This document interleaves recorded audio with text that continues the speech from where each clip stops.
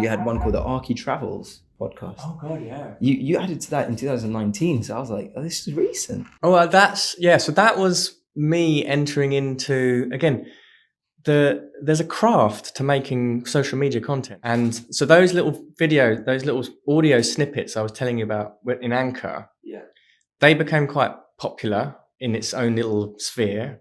And then I started doing videos of, my travels around Europe or New York or wherever it was.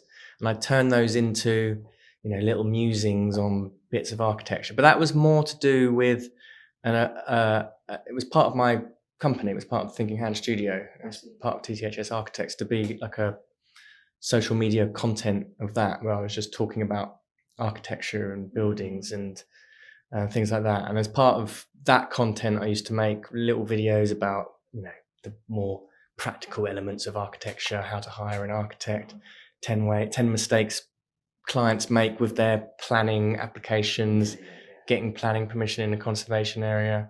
But the Archie Travels, I do it occasionally, but it's more just for fun. Right. But it serves the purpose in what I'm saying is, like, when you just start making stuff and putting it out, you learn so much. The process teaches you, right? Yeah. It's like a tool of research as well. I mean, it's similar to what we're doing. Yes, it's a tool of research. Yeah. In studio as well, I've realized drawing is the same thing. Yeah. And it's the same philosophy. Like, just when in your art, you might remember architecture school, like the tutors say, just start drawing. Totally. Put your pen to paper. Once you start sketching, the ideas will kind of reiterate in your mind. You'll start refining the idea. A lot of the time, I had this problem where I would just kind of sit on the idea like, you're refining in your head, but your head can only handle so much. And then once I think it's the same thing, right? Totally. Even with the entrepreneurial idea, you've got to just get the momentum going. Yes, exactly. Because you don't know what it's going to be yet. Yeah. You don't know where it's going to go. And there's this kind of, I call it emergent strategy. Right. And it's kind of, I can't remember where I got that title from, but it's kind of pinched off Brian Eno and his oblique strategies. And so Brian Eno used to go into the recording studio and he'd have a deck of cards with these kind of random propositions that we put into them. So he, famously was recording with David Bowie, and they were kind of getting a little bit stuck in the process of recording the album. And he kind of shuffled through this card and pulled one out, and it said, all members of the band switch instruments with each other. And then they would it would stir up the creative process, because you just want to, that process of just keeping on going, putting something out, and then, directing it into another direction where you don't necessarily know where it's going to go.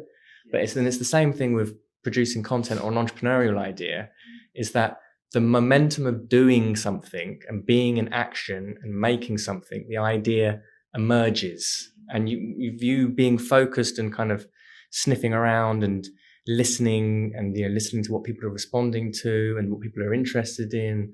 Me and Enoch, for example, we talk about architects all the time. Enoch and I can talk about the business side of architecture for hours and hours and hours and hours, and it's fascinating.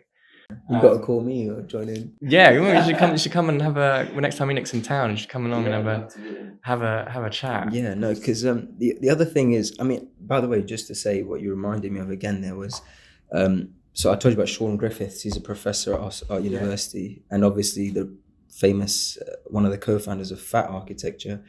His studio at Westminster is all about that. His entire studio is focused on something called chance operations. So the idea that the design will kind of inevitably emerge. And so they play games, they create kind of, how do you say it? They create, the chances for randomization. And with that, they end up with novel outcomes. So, I can see what this is me. And then amazingly, one of our most prominent tutors is using that as a studio focus. Yeah. So you can see there's a link there. But before we get into all of that, because I do want to talk about obviously these three entities, deeper once we get deep in the episode. But where did it all kind of start with you? Because I recently discovered you studied at the Bartlett. I did. And then you went to Cambridge. But What were your ambitions at the Bartlett, and perhaps maybe even before the Bartlett? Okay, so the Bartlett was this wonderful, mad experience of not knowing what architecture was about. Degree was, the degree's the degree. It's hard work. You learn to draw. You draw loads. You go through all your sort of mental trauma as a student, and staring at blank pages for hours and hours, and eventually squeezing out a project and producing tons of work. Yeah. And that was great. And I really cherished my time in architecture school for the most part of it. And it was a very special privilege to be able to go through that. I've got, I have criticisms about education in general, but it was a really great time. And in my year out, I went and worked for Peter Barber Architects. Amazing, working on, really civic, responsible housing, very social sense of responsibility, working on a homeless hostel. I used to go to the hostel each week, really great experience, then worked towards Menteith. And then after that year, I decided to go to Australia for a year. So my family was living out there for a bit. And I kind of just was like, right, I'm just going to go to Oz. Didn't really know what I was going to do. I was like, not going to do anything to do with architecture. Went out there, got my first taste of, doing a bit of freelance work. So I started doing web design. I had no experience doing web design. I don't know how I managed to land a gig like that, but I got this gig with some guy who ran a television company, and he ended up lending me his laptop, and I would go off and I was designing business cards and bits and pieces for him and all that sort of stuff. And that was fun. And that was my first sort of taste of like, you can have a business where you don't have to be in an office. And is that why you decided to go from architecture to this? Because it's a bit surprising to hear you went from finishing off at the Bartlett and then going and do something, a different profession. Yeah, well, so I went to the Bartlett. So that this year, right, in Australia was quite key because I did that little freelancing gig. That gave me a little taster. But most importantly, I started to run out of money, which is always the best start of anything. Yeah. And I needed to get some work, and I didn't bring my portfolio or anything like that.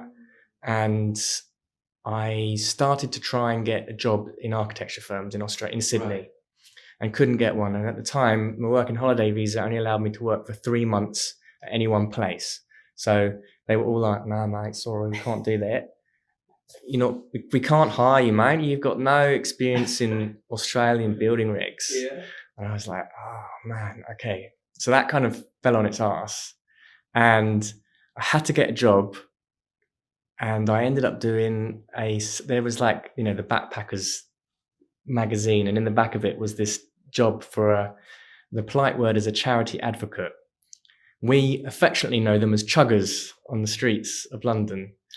They're guys who stand outside of tube stations and they're like, "Hey, excuse me, sir, can you come up?" And they try and sign you up to a charity. So I did that, basically. They throw you in, you get 3 days of training. It's a really high turnover of jobs, of people, really high turnover. And then the first day, you're out on the street, you're in the central business district of Sydney, and you've got to be able to stop somebody, enroll them into feeling safe and comfortable with you, tell them about the charity, and then have them sign up for like a monthly contribution for the rest of their lives, hopefully. Purest form of sales. Exactly. A very pure form of marketing and sales. And my first day working, right at the end of the day, someone signed up with me, and I was hooked. I was hooked. I was like, oh my God, this is amazing. Wow. And I then went on to do that job for maybe 6 to 9 months. Well, basically the rest of the time I was there in Australia, I did it at a number of different charities. So each 3 months came up, I went and moved on to a different charity. I got pretty good at it.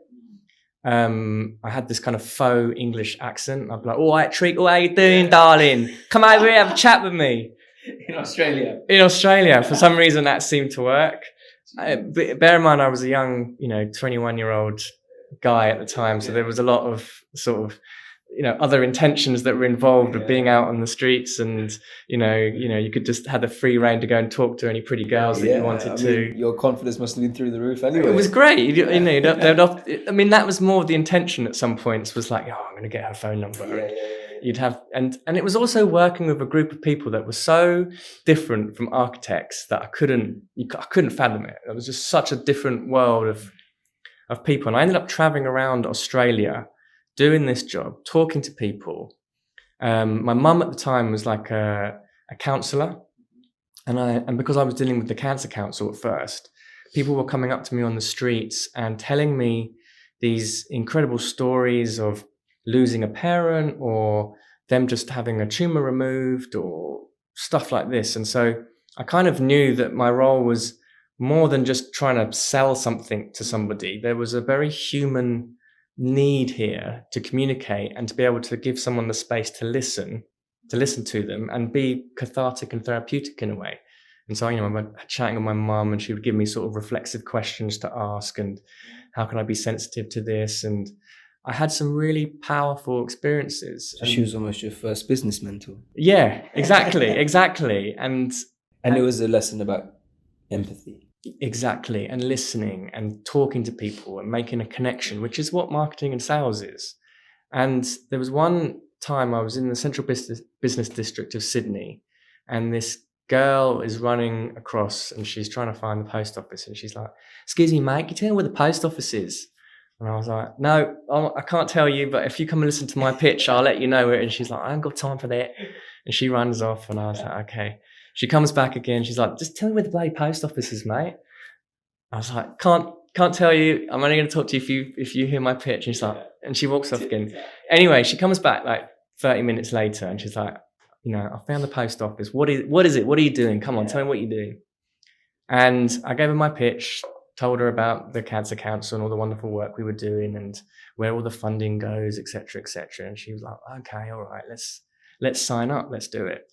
And started filling out the registration form. At the top of it was a question, and it said, "Do you want to make your donations out to the memory of somebody who's either fought and won against cancer or who has lost their battle, and you want to, make this in memory of them?"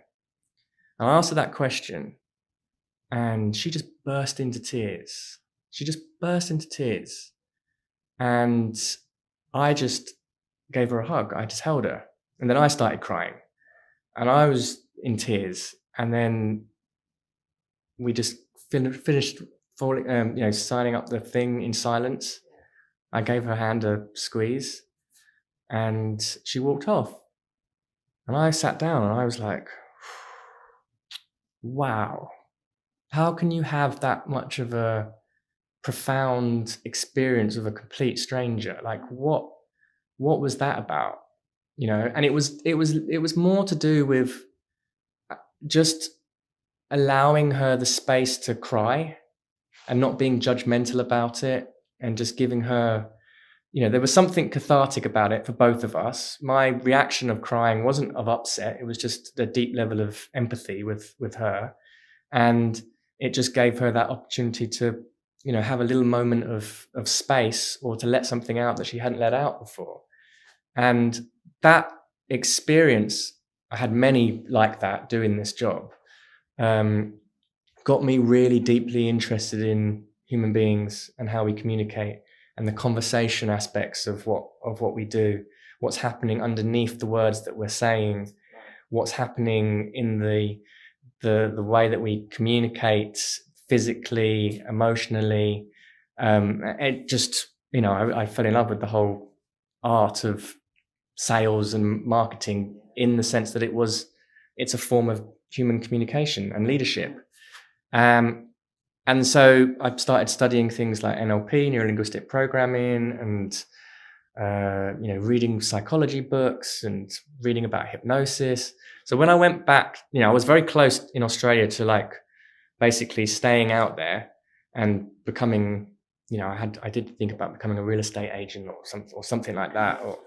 And my parents were kind of like, go, finish, do your architecture thing. And obviously, once you're on the path of architecture, it's kind of, you want to complete it. Yeah. There's it's kind of a difficult one to get out of. So I ended up going back to the Bartlett, doing my diploma. Fourth year, you do your compliance project, so you get that out of the way. And I chose a unit at the Bartlett that was, they sold me on. They had a sort of image that flicked up and it said, "Think for yourself." And so I was going to go and do the sort of the classic Bartlett units when I first went back, and then this message just sort of imprinted on my brain. I had this dream, and I was like, "Oh, I have to think for myself. I can't do everything, And was really lucky to be in Stephen Gage's unit, which was Unit 14, and that had it was all about interactivity. It was a space where I could investigate those ideas of human communication. And I ended up doing a project, my thesis project, architecture, my last diploma was all about Milton Erickson. So Milton Erickson he's the grandfather of modern day therapeutic hypnosis. Wow. And that has its kind of basis in what's called neuro-linguistic programming nowadays. So neuro-linguistic programming, a lot of these kinds of these practical psychological sciences are not necessarily that academic, because they're kind of, there's less peer reviews about them. They're kind of more used in the sales and marketing world, but they're very, very practical and they work. And obviously in the context of university, you have to do something which is kind of got a bit of academic grounding to it. So Milton Erickson was a good figure to study because he was a doctor. He'd written a lot of books. He was using hypnosis for therapeutic communication with his clients. This is back in the early parts of around the 1920s in the US. And I became very fascinated with this character and was reading one of his sort of medical books one day. And my tutor, Stephen Gage, saw me reading it and he was like, I hope you do that as a project. So I was like, okay, if I can weave this in somehow to an architecture project, that would be fascinating.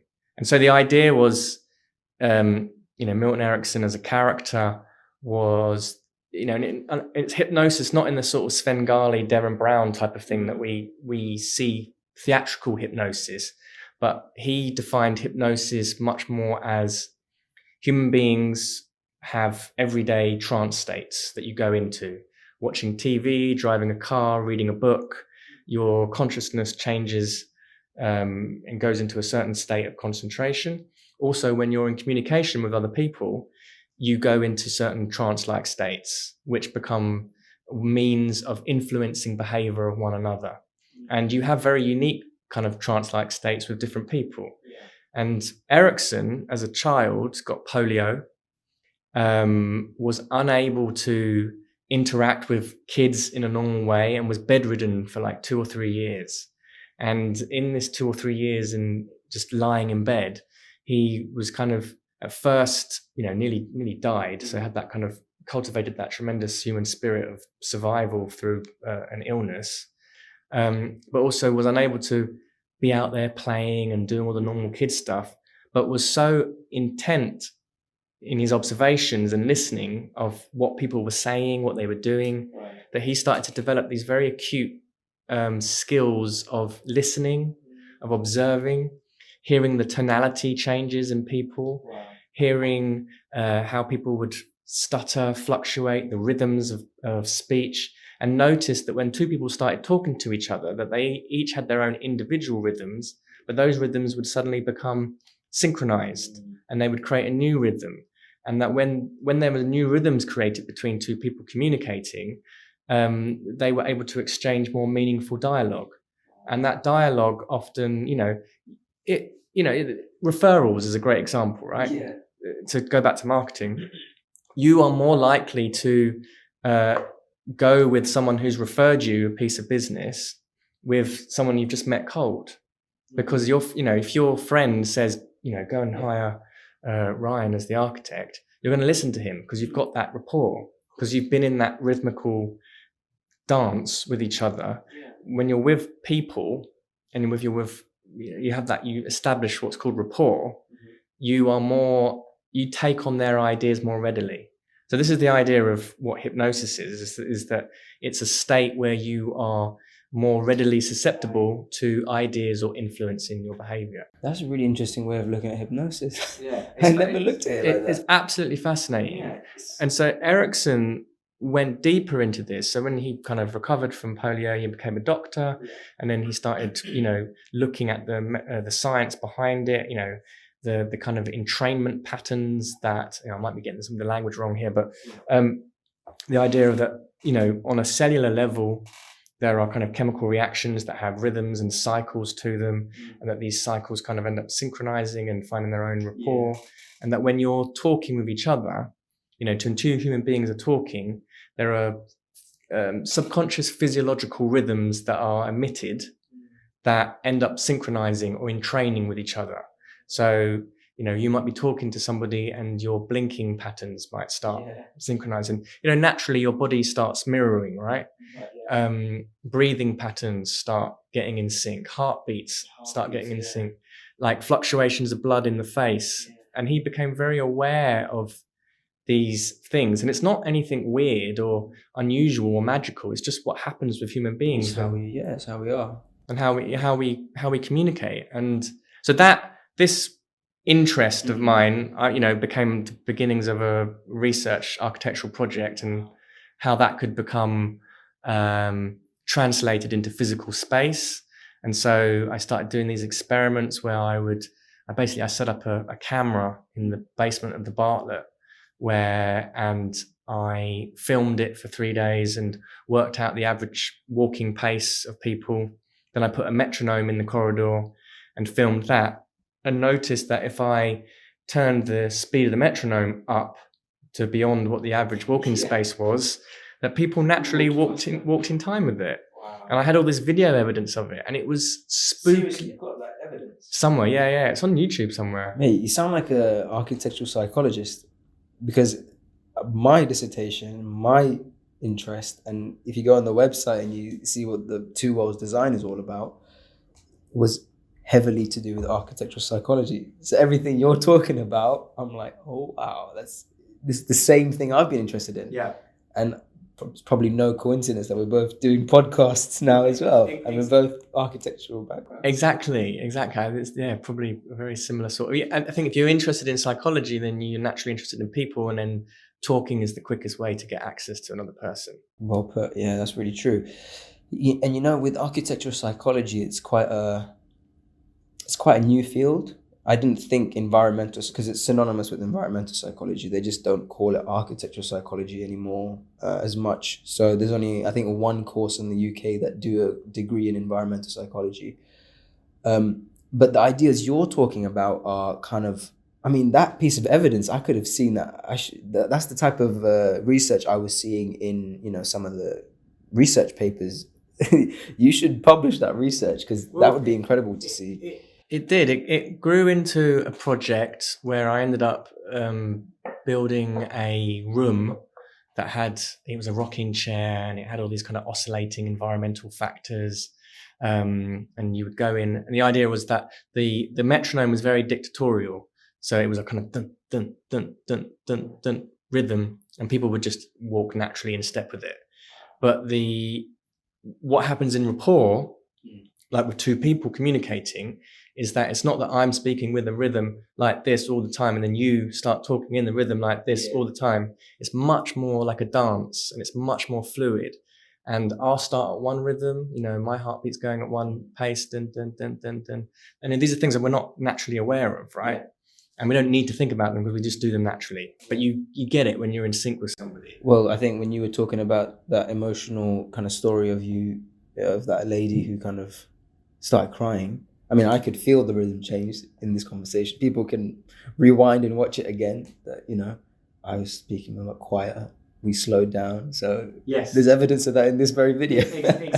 Exactly. So it seems to me that, that's quite an interesting way that, funnily enough, actually, it's not that too different from how I became interested in maybe a conversational kind of research platform to do with architecture. And it was to do with trying to understand humans more through architecture, because a lot of the design proposals I've been kind of proposing throughout university and some in my own work has been about, funnily enough, first, how does architecture influence behavior?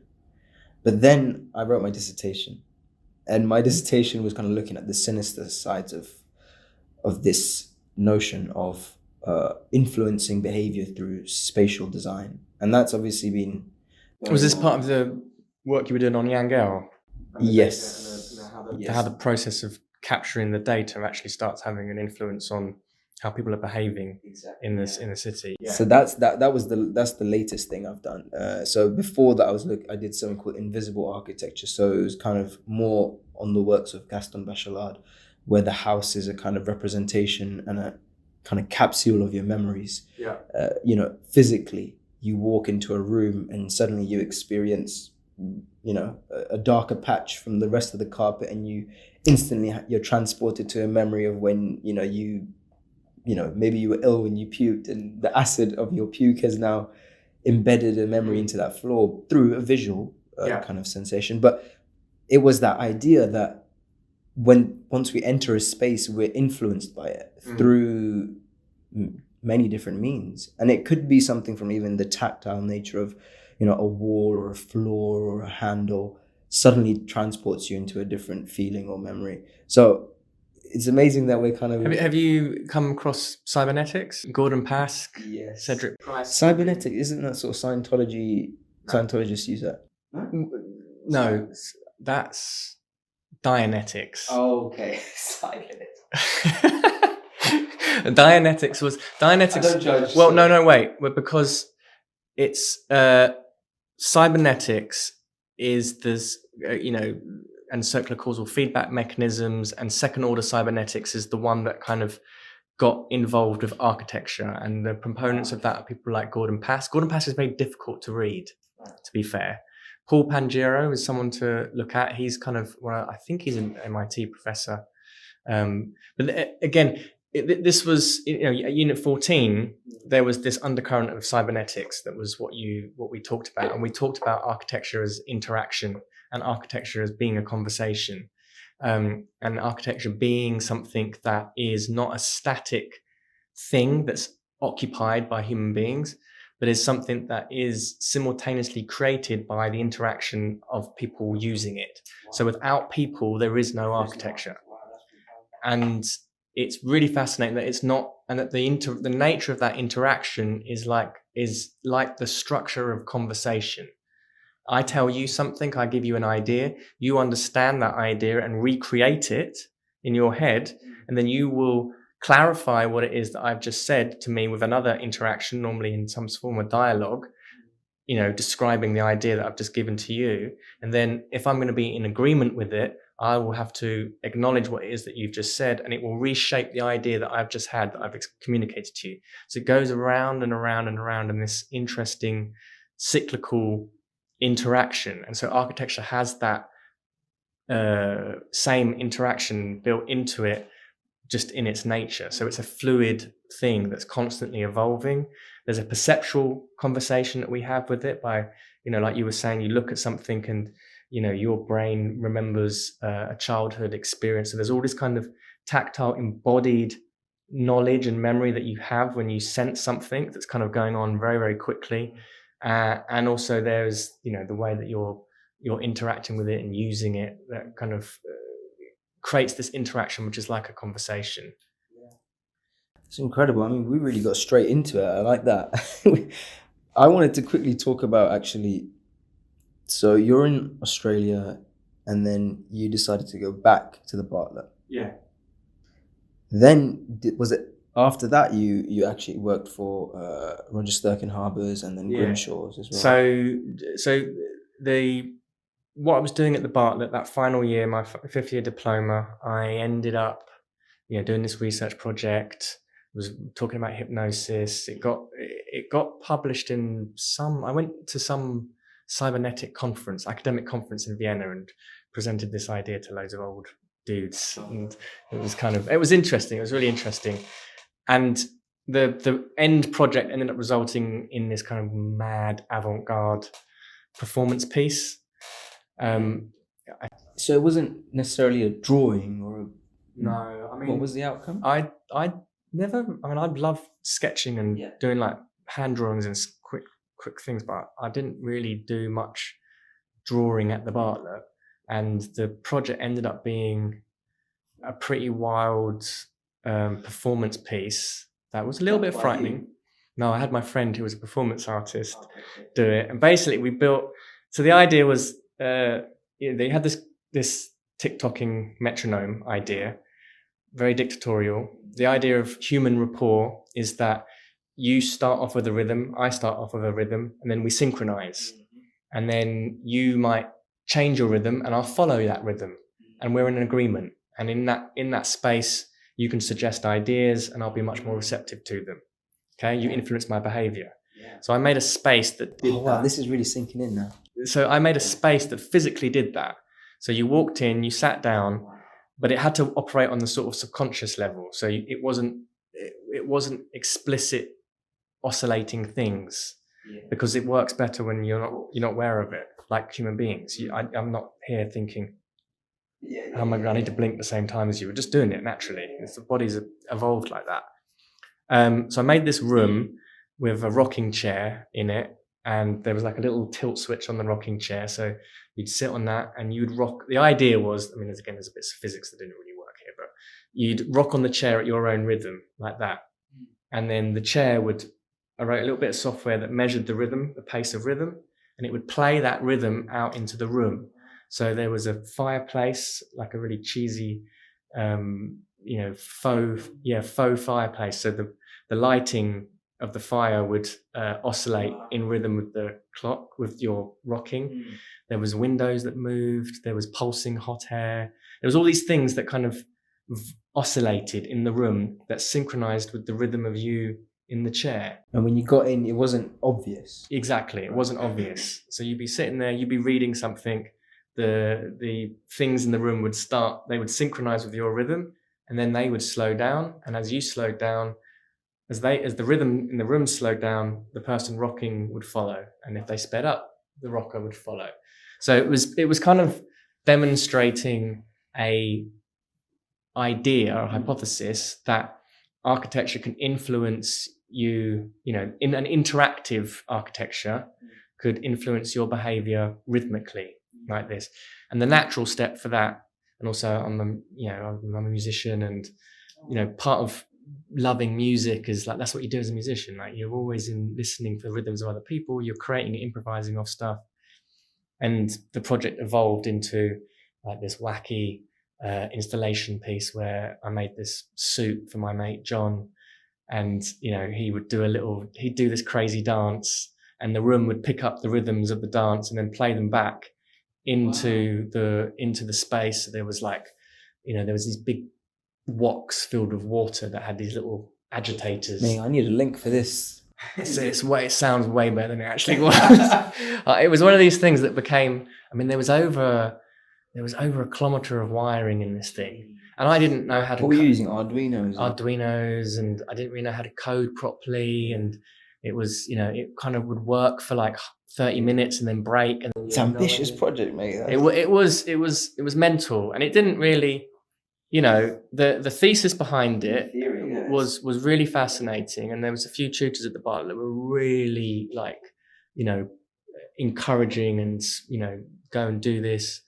And the performance piece was kind of, it had a lot of interest in it. I don't think it was particularly well resolved, and the technical things of making something like that actually work were pretty hard. And like the mechanisms, what it's like when you make something that's moving, it adds another level of complication and discipline to it.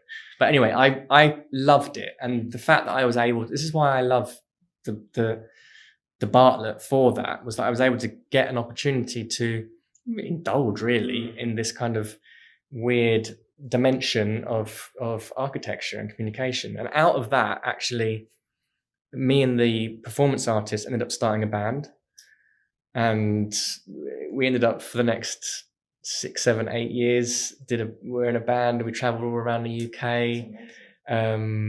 What was your background musically? I was a guitarist. I've been playing guitar since I was 10 years old or so. I should have done. And we, and he was a percussionist. He was a drummer actually, but like and he's now just finished an MA in movement, and he sort of teaches movement. And we had this same interest in rhythm and rhythmical communication, though we would never talk about it explicitly. It was a practical shared love for this thing of communicating and rhythm, and music was just a natural way of exploring the ideas that I'm talking about now, just without language, or without verbal language that we're accustomed to. As a musical language is very different. Yeah, I think there's quite a fair few studios who kind of specialize in that as well in architecture school. But the thing you said about the metronome, that really fascinated me, man, because again, on a deeper level, I kind of thought of, well, we've all kind of got one in our own chest, something that's always beating and ticking and talking. So on a level of me trying to understand architectural psychology, I found that really useful to think about how if you can create harmony through some sort of tactile, because sound is not just audio, it's sound is, you can also feel sound. It's physical. Yeah. Sound is physical. Yeah, so on that level, I think I'm probably going to have a better insight into my own research. But then with all of that kind of craziness from the Bartlett, how do you end up working at some of these really famous traditional offices like, you know, Rochester Harbour's and Grimshaw's? Yes, did you hate it there? Which one was better? I can't say. Yeah. I enjoyed both of them. Okay. I got very different things from both of them. I mean, RSHP is just an amazing place to work. It's super cool. Richard is like the most inspiring leader of people. The whole office is set up for, again, the whole office is set up for communication. And so coming out of the Bartlett, it is pretty, you know, I wanted to go and work for like Jason Bruges or some groovy little arts place that did, you know, kind of funky installations or small practice. And I graduated in 2008, so it was when the world was about to end. And it was all, you know, recession. And, you know, in the summer, the year before in the summer, I'd walk into like Hayes Recruitment or whatever architectural recruitment it was, and literally had a choice of like 3 different jobs, all paid quite nicely. And I could do that during the summer. And then graduating from the Bartlett in 2008, there was just like nothing at all. And I got a job through Grimshaw. How did I do that? I can't remember. Through a friend who was working there. Ended up working on like infrastructure projects, like airport terminals, drawing reflected ceiling plans of Gatwick South Terminal. So real departure from what I'd been studying architecturally at the Bartlett. In fact, it was so unrecognizable from what I was doing in the Bartlett that it caused a lot of kind of, you know, like, I don't know if I can survive doing this as a profession. I don't, this is so not what I've been doing. And that's why at the time, at both Rogers and Grimshaw, I was in this band. And so the band became like, you know, my main focus, if you like. It was your outlet. It was my outlet. It's what I became obsessed with. We were doing mad avant-garde performances around London where, you know, we'd paint John in white and then I'd write felt tip over his face and I'd be dressed in like full Indian garb literally with feathers in my hat, playing like these trashy pubs in Camden with nobody in them. And it was fun. And again, that process as well, because I was like, you know, I really wanted to become a musician. And if the band had ever been a way of making money, I would have done it. And I didn't realize this, but at the time I was learning to market and this interest of, you know, business. And I wanted the band to be a business because I didn't believe that, you know, we would be able to get a record deal necessarily. I hired a business coach for the band. I got really interested in it. My dad used to work for Virgin Records back in the day. So I was always interested in the music marketing aspects of it. I used to sit at Rogers and listen to, you know, 8 hours a day of like music marketing podcasts and lectures and stuff like that, like how to crack into the music industry and how different musicians had, you know, what their contracts were about and how companies were marketing themselves and all that. But again, it wasn't an explicit interest necessarily in marketing. It was just, how do you communicate? How do you get your music out there? How do you get your message out there? And so we ended up on the side, I ended up doing with John, we put together like a bi-monthly night. So twice a month, we would have a night where we'd invite loads of different bands from all over town, and then we would headline, and then we would do like New Year's Eve gigs where, we'd earn quite a bit of money out of doing that, and then we'd spend it all on the recording, in the recording studio, and then have like, a demo that we were all unhappy with, and then it wouldn't go anywhere, and then you'd go into this cycle. But that was kind of like, probably had my attention more than what I was doing in these offices. And again, I did learn a lot. I mean, I got my part 3 out of whilst I was at Grimshaw. And I mean, at the time, I didn't really enjoy the job as such, and it was quite dry. And it was just this big monotony. It was this big disjunct, and you didn't really have a sense of where you fit with the rest of the office, or we weren't privy to meeting clients. You weren't talking to. That was the main thing. I never got to talk to you. I mean, you got to talk to people, your peers, but sitting in front of a computer drafting was like, I couldn't imagine myself doing that for long periods of time for the rest of my life. Yeah, it seems like, and I'm definitely the same. And funnily enough, wanting to apply to Grimshaw's for my part, after my master's, some people are just made for more social roles, and it's not something you can really get much of in architectural practice, unfortunately. Well, it depends. And I was going to say, unless you're in a small firm. Yeah, and the other thing I would say on reflection now, I mean, like, when I was at Grimshaw and Rogers, I was young, and I wasn't that long ago, but I would certainly have a different mindset now to it, and I would be more entrepreneurial in those offices, and be more proactive in terms of like setting up a culture, or like, you could easily set up a podcast internally for a big practice. Yeah, don't say that was my plan. I'm cutting that out. And what you can do, you can network within a practice yourself. You can network, you can start to get involved with the business aspects of running a practice, whether it's big or small, and start taking that upon yourself. You can find new ways of like increasing your salary. So the traditional route is you go and get paid. And this is the other thing that I didn't like about architecture job, is that, if you work more hours, you don't get paid more. You work harder, you're not getting paid anything more. That sales job in Australia, when I learned to sort of crack the code and get good at, registering people into sales, my income changed as a result of that. That's fun. Yeah. That's a lot of fun. Yeah. You can, it's a exciting thing. It's the same thing with, selling tickets for a gig. Yeah. The more tickets that we get to sell for the gig, the more money we get to spend in the recording studio. How are we going to scale this up? How are we going to communicate to people? And you get inventive, and it's like that marketing aspect of things as well is very fast. It's very creative. And if you're naturally like a communicator, like, you can get involved and do those types of things. So I do think there's a lot of space for being an entrepreneur within big practice, and taking it on and being assertive of like, here's what I want to do inside of the context and the safety of, I mean, I do it, I applaud anyone who starts a business, but it's not easy.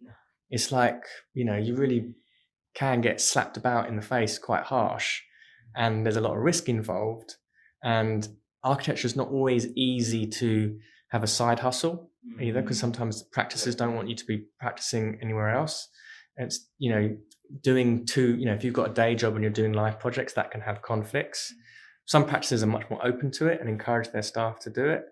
But that, that not having a constant safety net of a regular salaried income is not for everybody. And there's a lot to be said for, the older you are to start a business, the more likely it is to succeed. Like, that's, if you're 45 and over and you start a practice, the likelihood of it, or a business rather, like, it's more likely to work, because you've got experience and contacts and connections. again, these are rules that they're just, I don't want them to be limitations for anybody. And if you've got the gusto to set up a practice as soon as you're out of uni, then do it. Because there's been some great practices who have done that. There's no shortage of them. It was a Bombus and Pa did that, didn't they? Bombus and Pa, yeah. I was so Harry and I were in the same unit. Oh wow! At the Bartlett. And you did a podcast episode with it. Exactly. Yeah. That's amazing. Yeah. Now that we're kind of on this kind of business side of things, I've got your first ever tweet. Oh God, my first ever tweet. Yeah. On record. I don't know whether you deleted some. It wasn't that long ago. I think it was like 2018. No, I would have got Twitter like 2010 or something, but I probably never tweeted anything. Oh, my screen must have frozen at that point. Because what I've got is, well, actually, I was going to say one of your first tweets is that you said that business was boring. You thought business was boring when you were in design school. And then when you started one, that mindset nearly killed you, you say, in your tweet. Yeah. But what you then said was, this is really interesting, I think, because there's almost like a synonymization you're doing with architecture is a form of communication and marketing in a way. And then on the other side, as this tweet kind of reveals, marketing is, as you say, marketing sales are art forms. And that you then said is where performance meets psychology meets design. So these kind of three things, which is performance, psychology, and design. I like that. That's good. Yeah, that's you, mate. It's good to reflect back on you. I like that. Yeah. But it's quite a bold statement to make, actually, because to say marketing and sales are art forms, I'm sure some people will be listening to that being a bit like, really? Yeah, well, there's a science and an art to them. Like there are structures and strategies in place, like in a sales conversation, and there are formulas, and the human beings operate in, human beings are unpredictable and predictable, right? And human beings are not logical. This is the thing. Human beings are not logical creatures. The brain is comprised. Have you ever heard of the Triune brain theory? So this is the idea that the brain is comprised of three different brains. So we've got the reptilian brain, which is the kind of fight or flight instincts. You've got the mammalian brain that's evolved around it, which is the emotional aspects of life. And then we've got the human brain, the chunk at the front, or it's kind of grown around it, that deals with language and logic. Marketeers know that decisions are made via the reptilian or emotional parts of the brain, right? That, when you're making a purchasing decision, you make a decision based on something emotional, based on something, fight or flight, some sort of instinct. Marketeers know this. The whole way that culture and consumerist society is based on, feeding, triggering your emotions and making you, creating an image of aspiration of like, what you want to be, and then causing the pain of you not being that. And marketers know that, and there's an art to doing that. But the thing is, it's seen as a negative thing, isn't it? Yes. When people say that, marketing or business, as we are saying right now, is, if we're talking about in the most rawest form of human communication, how you attract someone to something you can offer them, I think. Well, dating is marketing. Right. Right. Like picking up someone of the opposite sex is a form of sales and marketing. Yeah. And you're displaying something. And all human interactions are negotiations and being sold onto something. You're selling somebody onto an idea. Where should we go for dinner tonight? You're negotiating about what both of you want. From my message to you to come here all the way to leading you up into this room. Exactly. And the framework of sort of marketing, and again, we can talk about it in this very broad sense, or we can talk about it in the sense of like running an architectural practice where, marketing is about communicating in a way that kind of makes it, you're understanding where your desired audience is right now emotionally, and you're kind of solving a problem for them, and you're learning how to do that. And then there's talking about marketing in this broad sense of it being human communication. And marketing and sales are psychological phenomena, and learning to communicate so that you're triggering the emotional aspects of it. And again, marketeers get very good at doing this, and it gets used for all sorts of seedy stuff. Right, it can be used to manipulate. Yeah, like what we've seen with politics is politics is just a psychological warfare. True. It's it is heavily research, data driven, people watching how the behavior of what stimulates people, what drives their behavior. But also you've got great marketeers who you would never think of as marketeers, who are great leaders. Martin Luther King, Gandhi, Mother Teresa, they were marketeers. You wouldn't call them that normally, but just goes to show that when I think people can, as soon as it's funny, I was talking about this to Chris Hildry, because proxy address is in many ways a humanistic idea. But then again, he has to create a self-sustaining system around it so that the idea can proliferate. But whenever people see that there's some sort of monetization attributed to a humanistic cause or altruistic cause, alarm bells go off and they think there's something sinister going on here. Why are you making money? But what he was saying, and similar to kind of what you're drawing on as well, is you've got to sustain this thing. And Martin Luther, all these people who did do very altruistic things, and I do believe what Chris Hildry is doing is very altruistic, and the intentions are incredible. It's not negative to have something to sustain the system. In fact, you have to. Yeah, in fact, you could be argued it's more, how do you say, sustainable or efficient to have it sustain itself as opposed to sourcing finance from a donation here or of course some sort. I mean, this is like the relationship people have with money tends to be, well, they don't have relationship with money. Money is just a piece of paper, but we have relationships with the stories that we have about what we think money is, right? And that becomes highly emotional and emotive, and we live in a world of kind of subconscious programming about money is bad, money is evil, it does nasty things. If you've got money, then you've done something nasty to accumulate it. But again, these people, Martin Luther King, Mother Teresa, as just an example, right? But she raised millions of pounds to have her things work with. I do a lot of work with Buddhist monastics. One of my projects with TTHS Architects was the sort of refurbishment of a monastery up in Northumberland. Now that's a group of people that live by voluntary poverty. So they have renounced money, but it's not money they've renounced, it's the attachment to money that has been given up. And they have a lot of money because they have donations. They don't explicitly market themselves necessarily, but there is something built into the culture called dana, which is the generosity and being able to give people the opportunity to be generous and to give whatever it is they want to give in order to sustain the monastic living. And they're very grateful for that, and it's the part of the spiritual practice. And it's money is a form of energy, essentially. Like you need it for sustaining a business, and the more ability you have to be able to create money and direct it, then you can fulfill on whatever is important to you. Like you've got more ability to do things. So any kind of charitable altruistic cause needs capital to operate.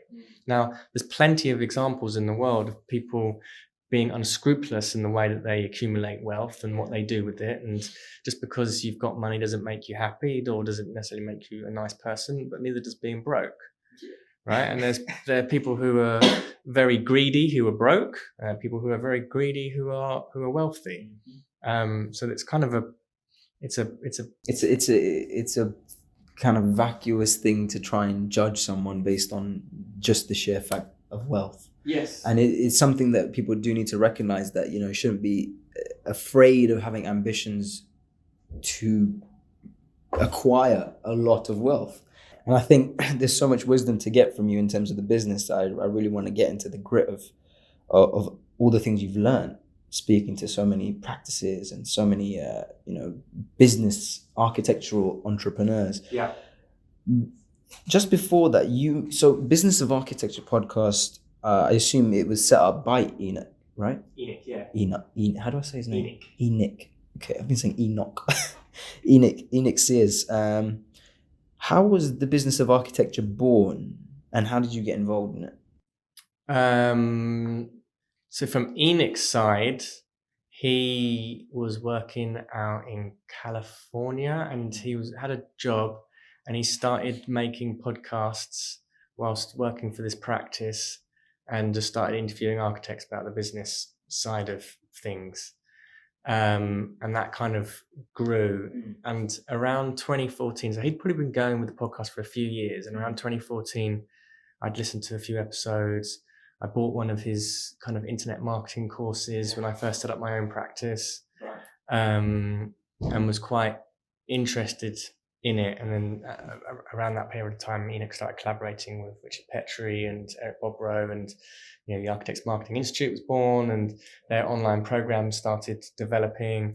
And then the Business of Architecture as the podcast kind of started getting more and more momentum. And around 2014, I started working, or maybe a bit later than that, I started working as a business consultant myself.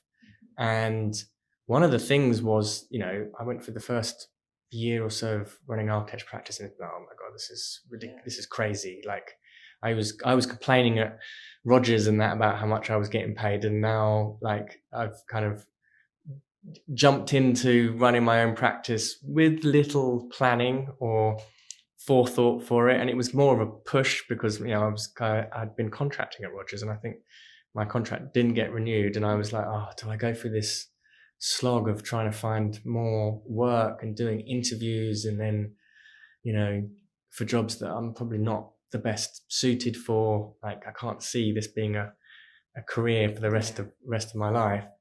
And for some reason, I'd incorporated the company like a few months before I got this thinking. The Thinking Hand Studio, and I had this vision that this was going to be the place where I kind of do theatrical art and installation art, and like there'd be like a workshop, and I get to sort of do all these kind of interesting things. And so I was like, all right, let's just see where it goes. Took the decision. Let's just do it. It was kind of made for me, and I thought, how hard can it be?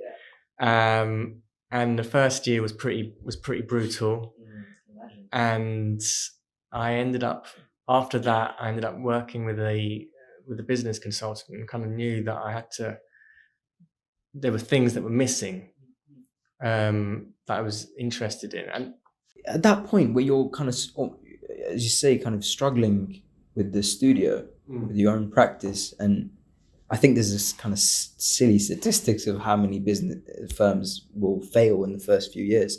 How did you actually, because I would think it's quite a big investment to get a business mentor.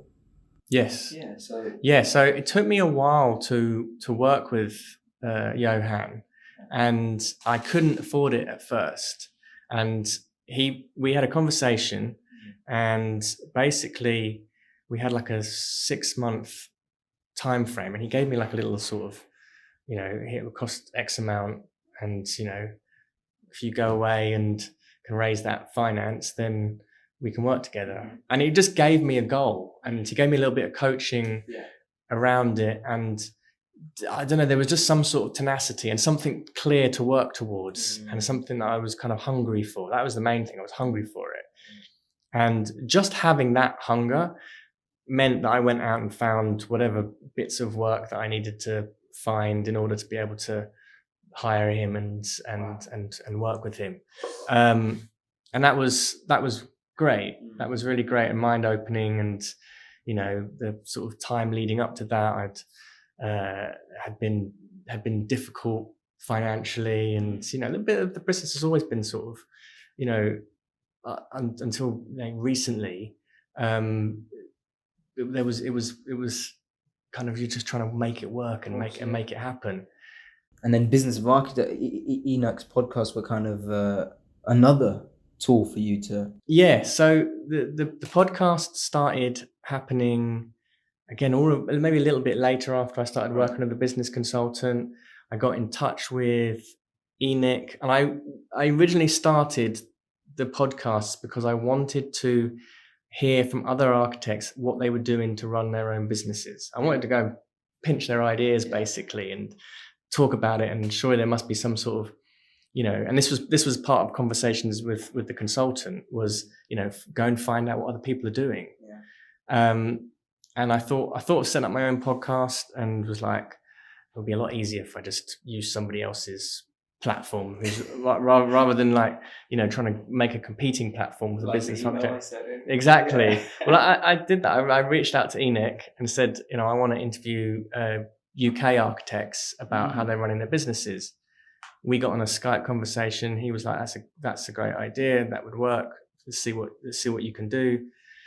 Did that, went off, started interviewing people, and then kind of fell in love with it. And at the same time, I was talking earlier about social media and playing on social media, and it's suddenly becoming a new creative way of expressing architectural ideas. And I got really, really involved in that. And then the podcasts just took a life of their own, basically. And so from 2016 or 2015, when I started doing them, I was putting them onto Enoch's platform. And around middle of 2017, I'd probably given Enoch quite a few episodes. And then we were chatting quite frequently. And we were like, well, why don't we set up a totally UK-focused endeavor? And that's what happened. And then beginning 2018, we launched, had a live event. And then I just kind of got more and more obsessed with it. And, again, all these interests that I've been discussing, the marketing, the sales, I was like, and even in my own practice, I was more interested in the marketing and the sales aspects of it than I was the delivery of architecture. The delivery of architecture was always like, I've got to do the project, and designing and doing gutter details and drainage systems. And whilst that has a certain level of fulfillment to it,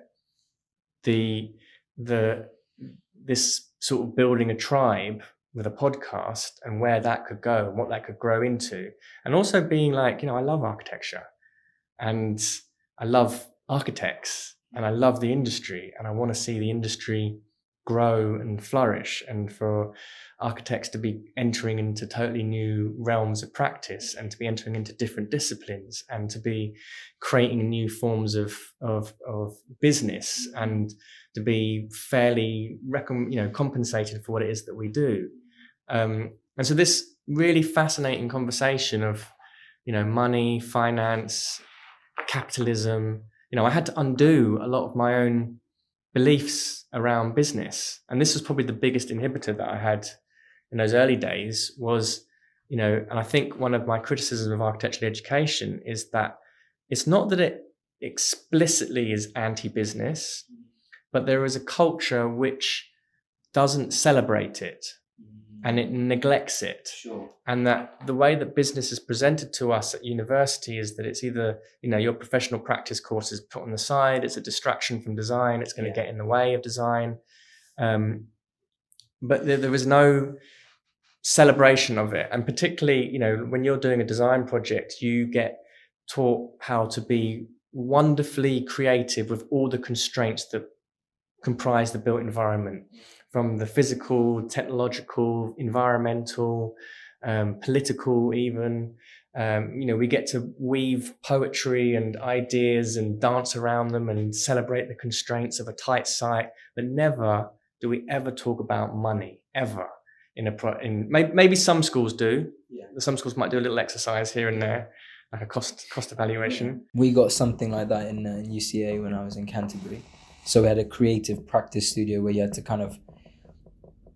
had to essentially pretend that you had your own practice. You had to go through the process of setting it up and what your creative vision was, and a lot, it wasn't. I think UCA is quite great for that, the school in Canterbury, because they're called the University for the Creative Arts, and they're surrounded by fashion students, fine artists, so they have a very kind of rich kind of a perspective on what architecture is. and Will Alsop, who recently passed away. He was the kind of the main professor there. Oh, right, cool. So that shows you what kind of input they were getting. But you definitely see what you're saying there. But you know what makes me kind of think? It makes me think of: is there a point at which an architect can become too business orientated? Because you do talk about how architects can become too focused on design, and I think, especially in today's climate, that is very necessary to convey to people how we need to be more, because we're going to get onto this, but arguably we're kind of going through a bit of a crisis in this profession. And I think the unpaid internships thing has kind of shown that as a symptom of what kind of crisis we're going through as a business, on the business side of things. But is there a point where an architect can become too business orientated? That's a good question. I don't know. I think you can. I think if you become profit driven without purpose, and you're totally fixated on bottom line and money and the numericals, your life's you're not going to be happy. That's the thing. Like, if you're focusing on something and your life is becoming out of balance and you're not happy doing it anymore, and it's causing, distress to other people, then that's not great. That doesn't work. And you have to be, society will be a barometer of that as well. Sure. Right? The architectural industry will let you know if you're, doing things that are kind of overly profit driven architecture. You see it in development all the time, and it just doesn't produce great buildings. But this is short-term profit. It's not looking at the longer life cycle of it. I think if you've got to be able to find what works for you individually in terms of how much you want to be involved in the commerce and the business aspects of it. And as an architect, if you're running a business, you're got to be interested in business. If you're not interested in business, don't run a business. It is as simple as that. That's a good way to put it. That's it. You can't, and again, this is the same thing with musicians or artists or anyone. Like musicians and artists, you never get told that you're going to be a freelancer all your life. Right? There is no job. There is no, groups of people you can go into and, well, maybe there is, but it's not the common thing. You've got to be entrepreneurial. You've got to be able to find a way to sell and to market. And you've got to be able to find and define your business in the way that works for you and what you want out of your life. That's it. That's you're the barometer of it. And I think you can get too focused on business when you are chasing numbers, and you're chasing numbers to fulfill on something to make you happy. So when I get to, £2 million in turnover, then I'm going to be happy. When I get to, that's just a recipe for disaster. So what is what should be the vision of the sort of aim, the end aim for a successful business? Whatever, you have to take the time to define that for yourself. And that's what you meant, sorry to interrupt, that's what you meant in one of your episodes when you were saying one of the 10 mistakes is, first one you said was not having a vision. Yes. Yeah.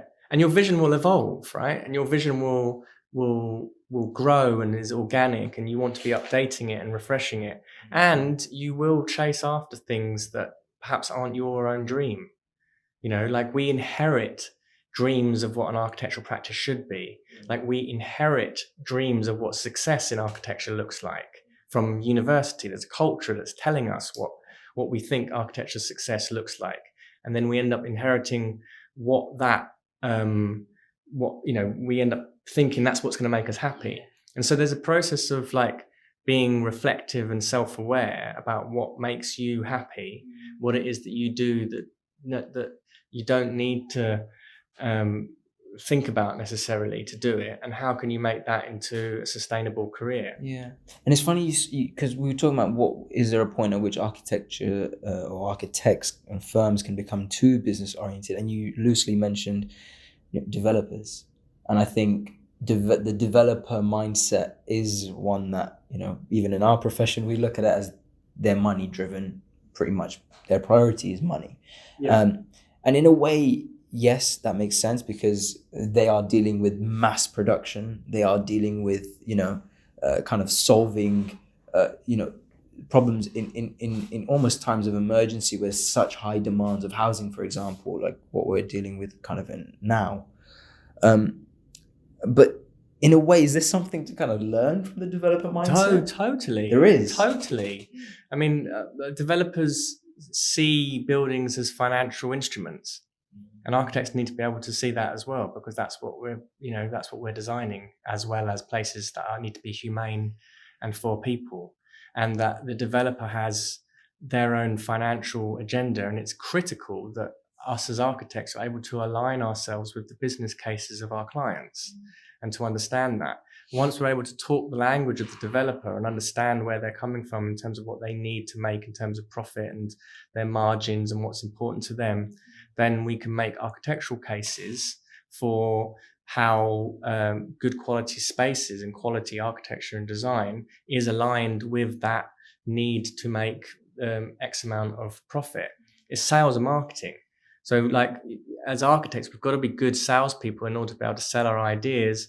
And in order to do that, we need to be able to understand and speak the language of commerce and finance and business, which is what the developers are doing. And developers also, they've got a stomach for risk. Yeah. They are building assets. There's so much. I mean, I love developers, and not all developers are totally profit mad, and are short-term thinking. It does happen. Sure, it does happen, and there is a lot of it about. But as architects, we can learn those skill sets of what developers are doing. We can be more ambitious, and we can take on, we can become developers ourselves. We can do different proposals. A lot more and more architects are doing that. They're going out, they're finding sites, they're doing their appraisals on a site, they're going to the land registry, finding out who owns it, making some proposals, taking it to a developer. Perhaps some of their rich, wealthier clients have got a bit of capital that they want to invest. Maybe they've got a bit of money they want to invest into it. That becomes a new way of practicing and a new way of generating wealth. And again, the tools and the language of money, finance, the mindset for it, the wanting to be engaged with it, having a vision for how you want to live your life and your business. Finance and capital is a facilitator of that. It's really interesting, because I just got back from Rotterdam, and it's almost as if these kind of, the old school, the big four, Gropius and, Yapi Oud and Corbusier, these guys, they almost had them develop a mindset in that they were always going for the large scale projects. They were kind of urban, visionaries. And I think a lot of that is lost. I mean, it has to be said that obviously in that time, there was a lot of development that had to be done, sort of post-war era, and, the whole Digital movement and the modernist movement is a new and radical thing.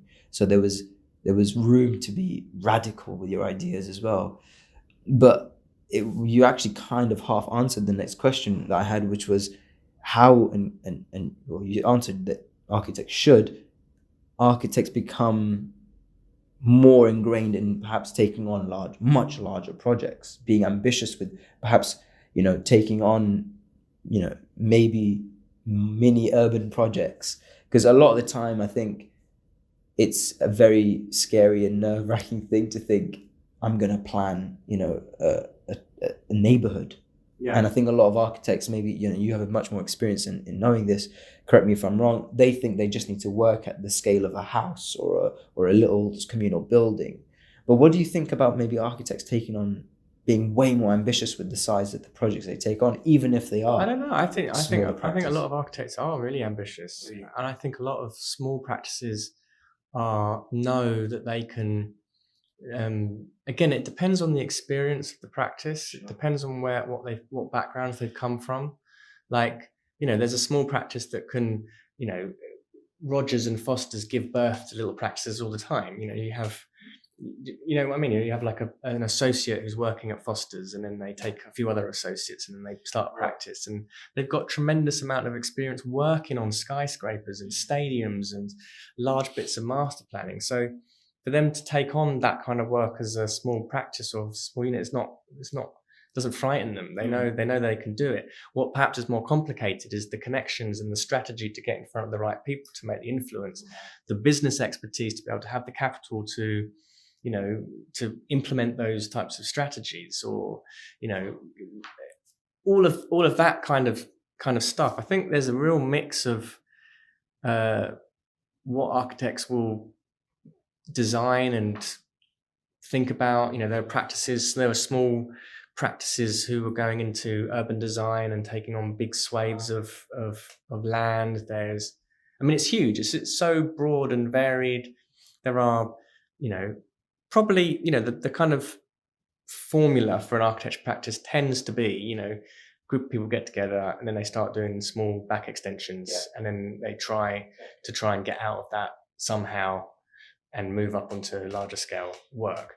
That's just one. That's the sort of a typical way of doing it, and perhaps is more dictated by circumstance than anything else. I was chatting to Bell Phillips recently about how they started practice. They never did any of those kinds of little projects. They teamed up together, entered a competition, were very sensitive in their approach, how they listened to the developers' needs, how they were approaching the site, how they were not trying to make an architectural statement as such, how they were being very thoughtful in the way that they were going to use material.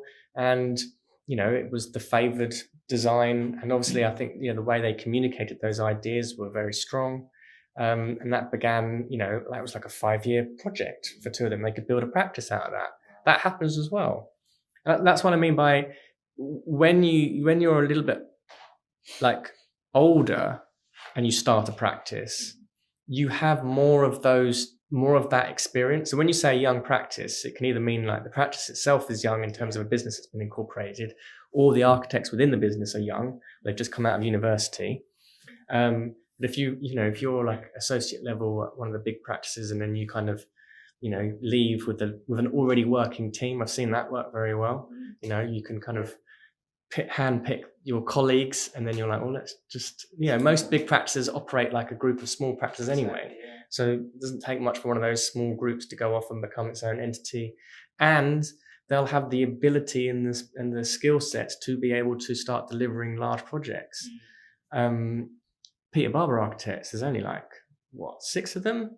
It's a small practice. They're doing massive master planning projects because of the experience that they've got behind them. Yeah, they've kind of built up that wealth of experience and expertise. And so it's a misconception that if you're a small firm, you do small projects, and if you're a large firm, you'll do the larger project. Yes, well, it's unlikely as a small practice that you're going to be able to get onto the framework of, say, doing an airport or infrastructure, but there are ways around doing that, like Haptic Architects, for example, collaborating with Nordic, and that begins a sort of relationship of working on infrastructure. I know that Haptic have also collaborated with Grimshaw, and there is a kind of interesting relationship between larger practices and smaller practices, collaborating with each other and being able to take a new, fresh approach to much larger infrastructure projects, which gives the client the security of like, okay, these are not kind of just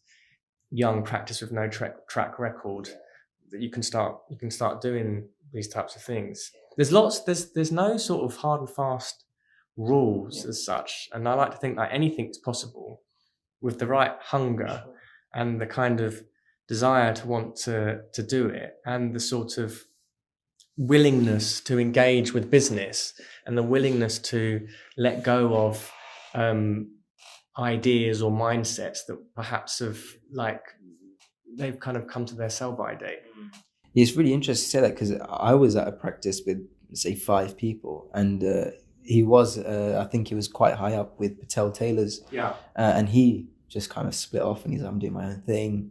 When he got to quite a senior position and got on board an architect from ADAS who he knew, and, I was working on this team, and there's 5 of us. And, my first project I got onto there was just a giant industrial estate, sized project of, I hope I can say this. Okay, I won't give specifics, but it was for a Le Mans racing facility. Cool. For their cars to be stored, for them to do all the engineering works. It was crazy. And for me to come into this 5-man team and say, I'm a new, as a assistant, and that's the first project I get. first, I was in shock that a practice this size was doing a project that big. And then number two, you know, just so grateful to get that opportunity. Yeah.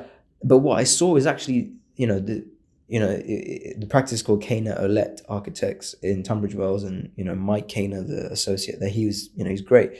He also kind of was really surprising to me, and I kind of admire the fact that we were then shortlisted on a competition, and it was the three practices got shortlisted. One was Allies and Morrison, one was Hawkins Brown, and then there were us. Yeah. And then it was kind of proud moments, in the office, like, wow, it's us three in the shortlist. Yeah. And it was for a whole kind of Margate regeneration scheme. Amazing. So it does go to show that if you've got that energy, you've got that kind of motivation, you can make those. Totally. There's no, when you look at how projects are delivered in large practice, it is small teams. Yeah. There's no limitation in the skills of a small group of architects to be able to deliver something big.